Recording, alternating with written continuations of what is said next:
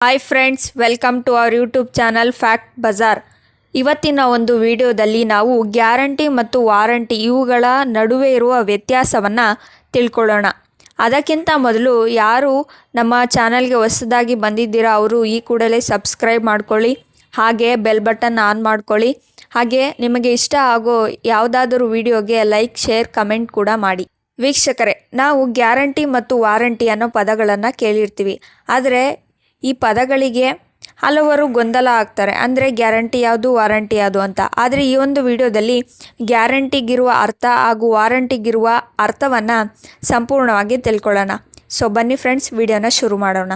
ಮೊದಲನೇದಾಗಿ ವಾರಂಟಿ ಬಗ್ಗೆ ನೋಡೋದಾದರೆ, ಉದಾಹರಣೆಗೆ ನೀವು ಒಂದು ಅಂಗಡಿಯಲ್ಲಿ ಟಿವಿಯನ್ನು ಕೊಂಡ್ಕೊಳ್ತೀರಾ ಅಂದ್ಕೊಳ್ಳೋಣ. ಆ ಟಿವಿಗೆ 2 ವರ್ಷಗಳ ವಾರಂಟಿ ಕೊಟ್ಟಿರ್ತಾರೆ. ಅಂದರೆ ಆ ಟಿವಿಗೆ 2 ವರ್ಷ ವಾರಂಟಿ ಕೊಟ್ಟಿರ್ತಾರಲ್ಲ, ಆ 2 ವರ್ಷದ ಅವಧಿಯಲ್ಲಿ ಆ ಟಿವಿ ಏನಾದರೂ ಕೆಟ್ಟೋದ್ರೆ ನೀವು ಅಂಗಡಿಗೆ ಹೋಗಿ ವಾರಂಟಿ ಕಾರ್ಡನ್ನು ತೋರಿಸಿದ್ರೆ ನಿಮಗೆ ಯಾವುದೇ ದುಡ್ಡಿಲ್ಲದೆ ಆ ಟಿವಿಯನ್ನು ರಿಪೇರಿ ಮಾಡಿಕೊಡ್ತಾರೆ. ಆದರೆ ಯಾವುದೇ ಕಾರಣಕ್ಕೂ ಹೊಸ ಟಿವಿಯನ್ನು ಕೊಡೋದಿಲ್ಲ.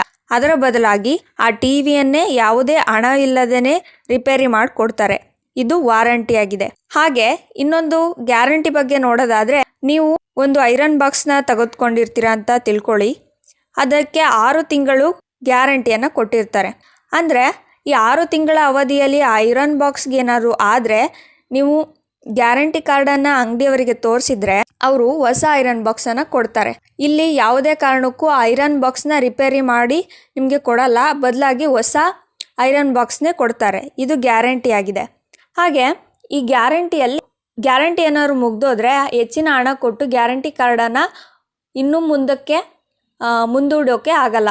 ಯಾಕಂದರೆ ಇದು ವಸ್ತುವನ್ನು ರಿಪ್ಲೇಸ್ಮೆಂಟ್ ಮಾಡೋದ್ರಿಂದ ಯಾವಾಗಲೂ ಕಡಿಮೆ ಅವಧಿಯ ಗ್ಯಾರಂಟಿಗಳೇ ಇರುತ್ತೆ. ಇಲ್ಲಿ ವರ್ಷಗಟ್ಟಲೆ ಗ್ಯಾರಂಟಿಗಳನ್ನು ಕೊಡೋದಿಲ್ಲ. ಆದರೆ ವಾರಂಟಿಯಲ್ಲಿ ಎಲ್ಲ ದೀರ್ಘಾವಧಿ ಇರುತ್ತೆ. ಅಂದರೆ ವರ್ಷಗಳ ಲೆಕ್ಕಾಚಾರದಲ್ಲಿ ವಾರಂಟಿಗಳು ಇರುತ್ತೆ. ಹಾಗೆ ವಾರಂಟಿಯಲ್ಲಿ ವಿಡಿಯೋ ನಿಮ್ಗೆ ಇಷ್ಟ ಆದಲ್ಲಿ ಲೈಕ್ ಮಾಡಿ, ಶೇರ್ ಮಾಡಿ, ತಪ್ಪದೇ ಕಮೆಂಟ್ ಕೂಡ ಮಾಡಿ.